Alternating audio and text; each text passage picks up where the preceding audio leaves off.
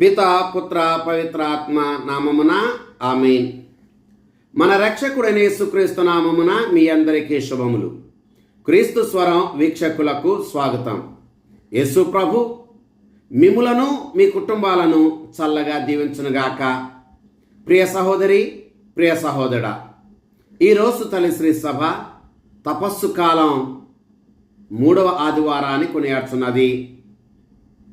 ఈ 3వ ఆదివారం రోజున ప్రభు అయిన దేవుడు బైబిల్ గ్రంథము నుండి మనందరితో 3 దివ్య గ్రంథ పట్టణాల ద్వారా మాట్లాడుచున్నాడు. మొదటి పట్టణము నిర్గమకాండము 17వ అధ్యాయము 3వ వచనము నుంచి 7వ వచనం వరకు.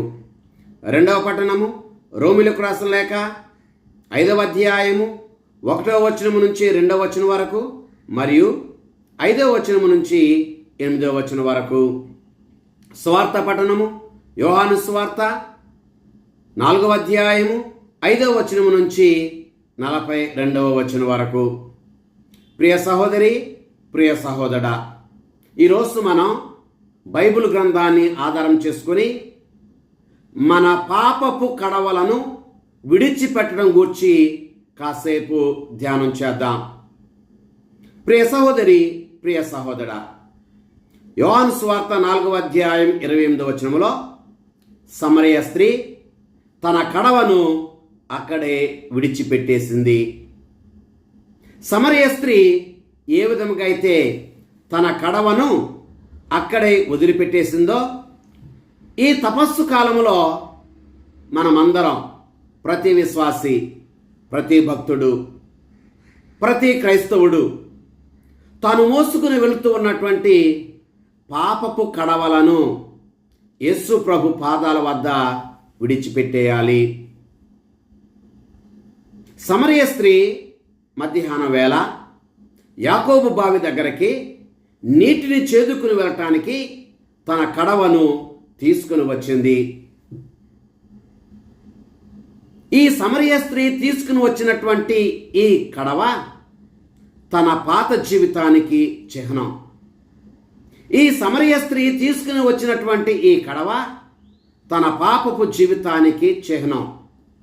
అయితే ఎప్పుడైతే ఈ సమరయ స్త్రీ యేసు ప్రభుని ముఖాముఖి చూసిందో, ఎప్పుడైతే ఈ సమరయ స్త్రీ యేసు ప్రభుని ముఖాముఖి కలుసుకుందో, ఎప్పుడైతే ఈ సమరయ స్త్రీ యేసు ప్రభుతో ముఖాముఖి సంభాషించిందో, తాను బ్రతకటానికి నీరు అవసరం కాబట్టి ఆ నీటి కోసం తీసుకువచ్చినటువంటి ఆ కడవని అక్కడే వదిలిపెట్టేసింది. కారణం, ఆ సాధారణమైనటువంటి ఆ నీటి కంటే జీవజలము ఇచ్చేటువంటి యేసు ప్రభుని కనుగొంది కాబట్టి, యేసుక్రీస్తు నందే జీవజలం ఉంది అని చెప్పి తెలుసుకుంది కాబట్టి, యేసుక్రీస్తే జీవజలమునిచ్చువాడని చెప్పి గ్రహించింది కాబట్టి, ఇక ఈ కడవతో పని లేదు అని ఆ కడవను అక్కడే వదిలిపెట్టేసి, ఏ ఊరి ప్రజలకైతే ఆమె భయపడిందో, ఏ ఊరి ప్రజలకైతే ఆమె సిగ్గుపడిందో, ఆ ఊరి ప్రజల దగ్గరికి తాను వెళ్ళి, ఆయన క్రీస్తేమో రండి అని చెప్పి ఆ క్రీస్తు గురించి సాక్ష్యమిస్తూ సాక్షిగా మారి ఆ ఊరి ప్రజలందరినీ కూడా యేసు ప్రభు దగ్గరికి తీసుకుని వచ్చింది. ప్రియ సహోదరి, ప్రియ సహోదరుడా, ఈ తపస్సు కాలంలో మనము కూడా ఈ సమరయ స్త్రీలాగానే మన పాపపు కడవలను మనం మోసుకుంటూ వెళుతూ ఉన్నాం. తన కడవను మోసుకుని వచ్చినటువంటి సమరయ స్త్రీ ఆ బావి దగ్గరే తన కడవను వదిలిపెట్టేసినట్లుగానే పాపపు కడవలను మోసుకుని వెళుతున్నటువంటి మనం ఈ తపస్సు కాలములో యేసుక్రీస్తు ప్రభు పాదాల వద్ద మన పాపపు కడవలను వదిలివేయాలి. మనం మోసుకుని వెళ్ళేటువంటి పాపపు కడవల గూర్చి కొద్ది నిమిషాల పాటు ధ్యానం చేద్దాం. నెంబర్ 1, గర్వము అనే పాపపు కడవ. నెంబర్ 2, చెడు వ్యసనాలు అనేటువంటి పాపపు కడవ. నెంబర్ 3,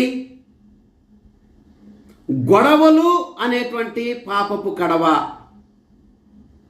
నెంబర్ 4, ద్వేషము అనేటువంటి పాపపు కడవ.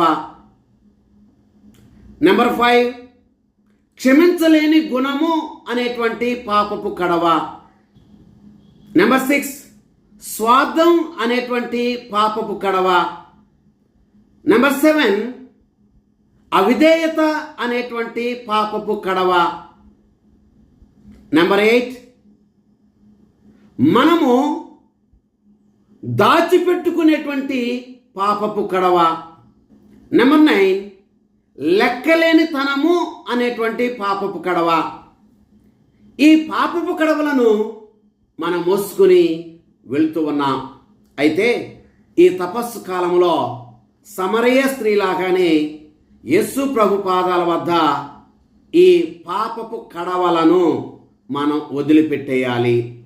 ప్రియ సహోదరి, ప్రియ సహోదరుడా, ఈ పాపపు కడవలను మనం వదిలిపెట్టకుండా మనం మోసుకుని వెళితే అవి మనకి చాలా ప్రమాదము, మన ఆత్మీయ జీవితాన్ని విచ్ఛిన్నం చేస్తాయి.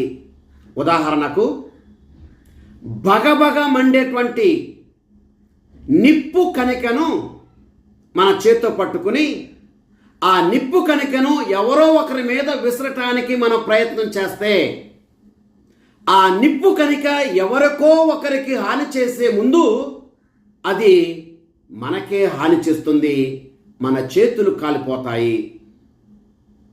మనం మోసుకుని వెళ్ళేటువంటి పాపపు కడవలు కూడా మన ఆత్మీయ జీవితాన్ని ఇలాగే ప్రమాద స్థితిలోనికి నెట్టుతాయి, హాని చేస్తాయి.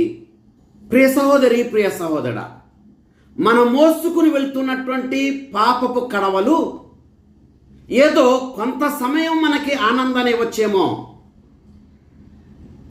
కొద్ది కాలం మనకు ఆనందాన్ని వచ్చేమో, కానీ మనం మోసుకుని వెళ్తున్నటువంటి ఈ పాపపు కడవలు శాశ్వతముగా మన దాహాన్ని తీర్చలేవు, మనకు శాశ్వతంగా ఆనందాన్ని ఇవ్వలేవు.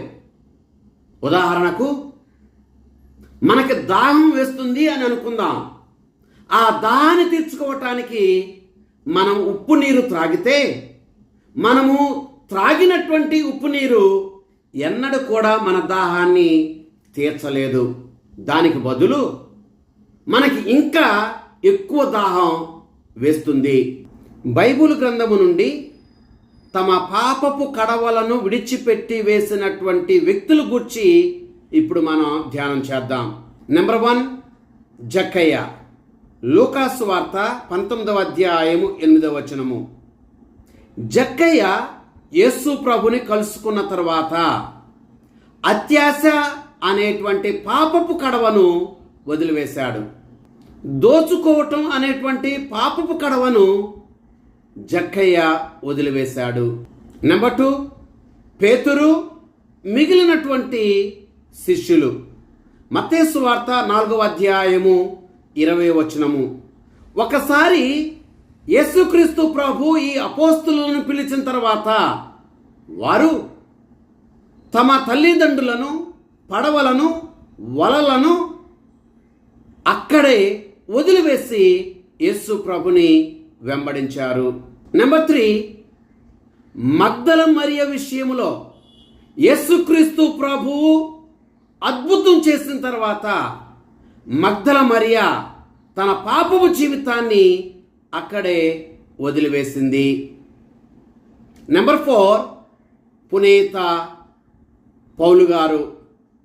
అపోస్తుల కార్యములు 9వ అధ్యాయము 6వ వచనం ప్రకారం దమస్కస్సు పట్టణానికి వెళుతూ ఉన్నటువంటి ఈ సౌలును యేసు ప్రభువు కలుసుకున్నప్పుడు ఈ సౌలు యేసు ప్రభుతో మాట్లాడిన తర్వాత ఈ సౌలు తన పాపపు జీవితాన్ని వదిలివేశాడు. మనం కూడా ఈ తపస్సు కాలములో మన ప్రార్థనలతో, ఉపవాసాలతో, దాన ధర్మాలతో యేసు ప్రభుని కలుసుకున్న తర్వాత ఆయనతో దగ్గరగా ఉండటానికి మన ప్రయత్నం చేస్తున్న తర్వాత మన పాపపు కడవలను యేసు ప్రభు పాదాల వద్ద వదిలివేయాలి.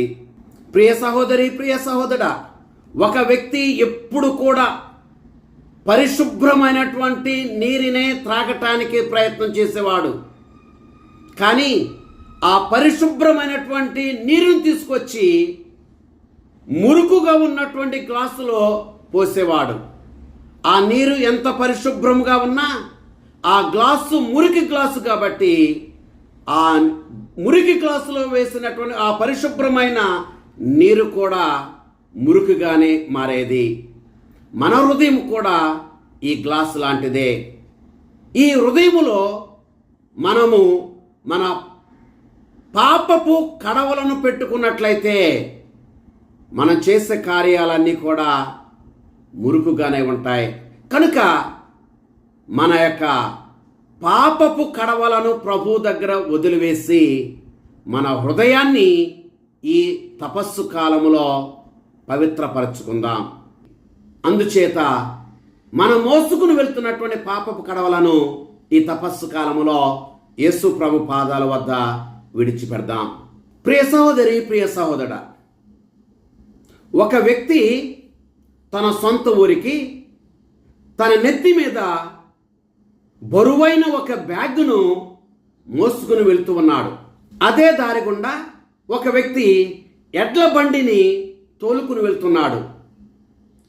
బరువును తన నెత్తి మీద మోసుకుని వెళ్తున్నటువంటి వ్యక్తిని చూచి జాలిపడి ఎడ్ల బండిని తోలుకుని వెళ్తున్నటువంటి వ్యక్తి బరువును మోసుకుని వెళ్తున్నటువంటి వ్యక్తితో ఇలా అన్నాడు, ఆ బరువును నువ్వేం మోస్తావు? ఎలాగో నా ఎడ్ల బండి వెళుతుంది కదా, కనుక నీవు నా ఎడ్ల బండిని ఎక్కు అని చెప్పాడు.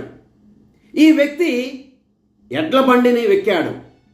ఎడ్ల బండిని ఎక్కినప్పటికీ తన నెత్తి మీద ఉన్నటువంటి ఆ బరువును తీసి ఆ ఎడ్ల బండిలో పెట్టలేదు. కానీ ఆ ఎడ్ల బండి ఎక్కినప్పటికీ, ఆ ఎడ్ల బండి ఎక్కి దానిలో కూర్చున్నప్పటికీ తన నెత్తి మీద ఆ బరువును మోస్తూనే ఉన్నాడు. అప్పుడు ఆ వ్యక్తి, ఎందుకని నీవు నీ నెత్తి మీద ఉన్నటువంటి ఈ బరువైనటువంటి ఈ మూటని, ఈ బ్యాగ్ని ఈ బండిలో పెట్టలేదు, ఎందుకు నువ్వు ఇంకా మోస్తూనే ఉన్నావు అని అడిగితే ఆ వ్యక్తి చాలా అజ్ఞానంతో ఇలా అన్నాడు, నేనైతే ఎడ్ల బండిని ఎక్కి కూర్చున్నా, నా బరువుని, నా నెత్తి మీద ఉన్నటువంటి ఈ బరువును కూడా ఆ ఎడ్లు ఏమి మోస్తాయి? ఆ ఎడ్లకు అది బరువు కాకుండా ఉండాలని ఇంకా నేను నా నెత్తి మీద ఈ బరువైన ఈ సంచిని, ఈ బ్యాగ్ నేను మోస్తూనే ఉన్నాను అని చెప్పాడు.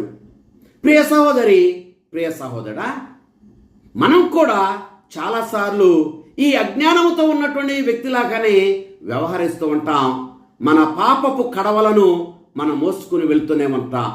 యేసు ప్రభు ఈ లోకానికి వచ్చింది మన పాపపు భారాన్ని తన మీద వేసుకుని తాను మోసి మన కొరకు చనిపోయి ఆయన మనం రక్షించటానికి. ఈ సత్యాన్ని మనం మర్చిపోయి మనము మన పాప భారాన్ని ఇంకను మనమే మోస్తూ ఉన్నాం. ఇది మన అజ్ఞానం. ఈ అజ్ఞానాన్ని వదిలివేసి మన పాపపు కడవలను యేసు ప్రభు పాదాల వద్ద వదిలివేద్దాం. ప్రియ సహోదరి, ప్రియ సహోదరుడా, తన కడవను వదిలిపెట్టేసి క్రీస్తుకి సాక్షిగా మారినటువంటి సమరయ స్త్రీ జీవితం నుంచి 3 పాఠాలను ఈరోజు మనం నేర్చుకుందాం. నెంబర్ 1, దేవుడు ఎప్పుడు కూడా పాపిని వెతుకుంటూనే వస్తాడు. ప్రియ సహోదరి, ప్రియ సహోదరుడా, ఆ మధ్యాహ్న వేళ ఆ యాకోబు బావి దగ్గరికి సమరయ స్త్రీ వస్తాది అని యేసు ప్రభుకు తెలుసు. అందుకనే ఆమెను వెతుక్కుంటూ ఆ మధ్యాహ్న వేళ ఆ యాకోబు బావి దగ్గరికి యేసు ప్రభు వచ్చాడు. ప్రియ సహోదరి, ప్రియ సహోదరుడా, ఉదాహరణకు కుమారుడు ఇంటి నుండి పారిపోయాడు అని అనుకుందాం. ఇంటి నుండి పారిపోయినటువంటి కుమారుడు ఇంటికి రాకముందే తల్లిదండ్రులు ఆ కుమారుణ్ణి కోసం వెతుకుతారు. ఆ ఊరిలో ఉన్నాడు అంటే ఆ ఊరు వెళ్తారు, ఈ ఊరిలో ఉన్నాడంటే ఈ ఊరు వెళ్తారు. ఏ ఊరిలో ఉన్నాడో అన్న ఆ కుమారుడు వచ్చేంత వరకు ఎదురు చూడక ఆ కుమారుని వెతుక్కుంటూ తల్లిదండ్రులు వెళ్తారు. అలాగే దేవుడు కూడా పాపులను వెతుక్కుంటూ పాపులు ఉన్న చోటికి వస్తాడు. అందుకని సమరయ స్త్రీ వచ్చేటువంటి చోటికి ముందుగానే ఆమెను వెతుక్కుంటూ యేసు ప్రభు యాకోబు బావి దగ్గరికి వచ్చాడు. నెంబర్ 1, ఆదికాండము 3వ అధ్యాయం 9వ వచనంలో పాపము చేసినటువంటి అవ్వ ఆదాములను వెతుక్కుంటూ దేవుడు వారి దగ్గరకు వచ్చి, ఆదాము నువ్వు ఎక్కడా అని అడిగాడు. వారి కోసం వెతికాడు. నెంబర్ 2, లూకాసు వార్త 19వ అధ్యాయము 5వ వచనము, జక్కయ్య ఉన్న చోటికి జక్కయ్యని వెతుక్కుంటూ యేసు ప్రభు వచ్చాడు. జక్కయ్య ఉన్నటువంటి చోటికి యేసు ప్రభు జక్కయ్యని వెతుక్కుంటూ వచ్చి జక్కయ్య ఉన్నటువంటి మేడి చెట్టు వైపు చూచి, జక్కయ్య క్రిందికి దిగిరమ్ము అని జక్కయ్యని పిలిచాడు. నెంబర్ 3, లూకాసు వార్త 15వ అధ్యాయం 4వ వచనములో తప్పిపోయినటువంటి గొర్రె కోసం గొర్రెల కాపరి వెతుక్కుంటూ వెళ్ళాడు. నెంబర్ 4, లూకాసు వార్త 15వ అధ్యాయం 20వ వచనములో తప్పిపోయిన కుమారుడు అడుగులో అడుగు వేసుకుంటూ వస్తూ ఉంటే దూరముగా ఉన్నటువంటి కుమారుని కోసం ఎదురు చూస్తూ వెతుకుతున్నటువంటి తండ్రి ఆ కుమారుని చూడగానే పరిగెత్తుకుని వెళ్ళాడు. నెంబర్ 5, అపోస్తుల కార్యములు 9వ అధ్యాయం 4వ వచనములో తనను హింసిస్తూ ఉన్నటువంటి సౌలుగా ఉన్నటువంటి పౌలుని వెతుకుంటూ దేవుడు దారిలో అతనికి దర్శనమిచ్చాడు. కనుక ప్రియ సహోదరి సహోదరా, ఈరోజు ఈ తపస్సు కాలంలో ప్రభు నీకు నాకు ఇస్తున్న సందేశం ఇది. ఆయన పాపిని వెతుక్కుంటూ వస్తాడు పాపిని రక్షించటానికి. సమరయ స్త్రీని అలాగే రక్షించాడు. ఆమె జీవితం రూపాంతరం చెందింది. నెంబర్ 2, నిజాన్ని నిజముగా మనం ఒప్పుకోవాలి. యోహాను సువార్త 4వ అధ్యాయం 18వ వచనములో సమరయ స్త్రీతో యేసు ప్రభువు అంటున్నాడు, నీవు నిజమును ఒప్పుకున్నావు అని. ప్రియ సహోదరి, ప్రియ సహోదరా, సమరయ స్త్రీ తన జీవితంలో ఉన్నటువంటి పాపపు బంధాన్ని ఏది కూడా దాచుకోకుండా ఉన్నది ఉన్నట్లుగా ఒప్పుకుంది కాబట్టి యేసు ప్రభు ఆమె జీవితాన్ని మార్చివేశాడు. ఈ తపస్సు కాలం కూడా మనము ఉన్నది ఉన్నట్లుగా దేవుని ఎదుట ఒప్పుకునేటువంటి కాలము. సమరయ స్త్రీ తనలో ఉన్నటువంటి ఏ పాపమును కూడా దాచిపెట్టుకోలా, తనలో ఉన్నటువంటి ఏ పాపాన్ని కూడా సమర్థించుకోలా, ఉన్నది ఉన్నట్లుగా ఒప్పుకుంది. అందుకని ఆమెకు జీవజలాన్నిచ్చాడు. ఆమె జీవితం రూపాంతరం చెందింది, క్రీస్తుకు సాక్షిగా నిలిచింది. మనము కూడా ఈ తపస్సు కాలంలో మన జీవితంలో ఉన్నటువంటి ఏ పాపాన్ని కూడా దాచిపెట్టుకోకుండా, కప్పి పెట్టుకోకుండా, సమర్థించుకోకుండా ఉన్నది ఉన్నట్లుగా పాప సంకీర్తనములో ప్రభు దగ్గర ఒప్పుకొని పాప మన్నింపు పొందాలి. మన జీవితం రూపాంతరం చెందాలి. మనం క్రీస్తుకు సాక్షిగా నిలవాలి. నెంబర్ 3, ప్రాపంచిక విషయాలు, వస్తువులు ఏవి కూడా మన హృదయాన్ని సంతృప్తి పరచలేవు. యోహాను సువార్త 4వ అధ్యాయం 13వ వచనము ఈ సత్యాన్ని మనకి తెలియజేస్తుంది. ఈ సమరయ స్త్రీ ఈ ప్రాపంచిక బంధాలు తన జీవితాన్ని సంతృప్తి పరుస్తాయని అనుకుంది. ఈ ప్రాపంచిక సంబంధాలు తన జీవితంలో ఆనందాన్ని, సంతోషాన్ని ఇస్తాయి అని అనుకుంది. కానీ ఏవి కూడా ఇవ్వలేదు. అందుకని ఒక బంధము తర్వాత మరొక బంధాన్ని, మరొక బంధము తర్వాత మరొక బంధాన్ని పెంచుకుంటూనే వెళ్ళిందే కానీ ఇవి ఏవి కూడా తన హృదయాన్ని తృప్తిపరచలేదు. అలాగే ఒకవేళ మన జీవితంలో మన హృదయాన్ని, మన ఆత్మను ఏవైనా వస్తువులు తృప్తిపరుస్తాయి అని అనుకుంటే అది తప్పు. ఎవరైనా వ్యక్తులు తృప్తిపరుస్తారనుకుంటే అది తప్పు. ఈ లోకంలో ఉన్న వ్యక్తులైనా, ఈ లోకంలో ఉన్న శక్తులైనా, ఈ లోకంలో ఉన్న వస్తువులైనా ఇవేవి కూడా మన ఆత్మను తృప్తిపరచలేవు. తృప్తిపరచేవాడు ఒక్కడే, ఆయనే యేసుక్రీస్తు. ఈ సత్యాన్ని సమరయ స్త్రీ ఎరిగింది.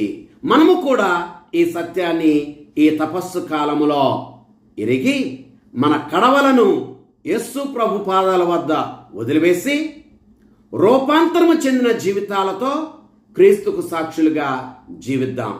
ఆ ప్రభు మనలను మన కుటుంబాలను చల్లగా దీవించునుగాక. ఆమేన్. పిత పుత్ర పవిత్రాత్మ నామమున ఆమేన్.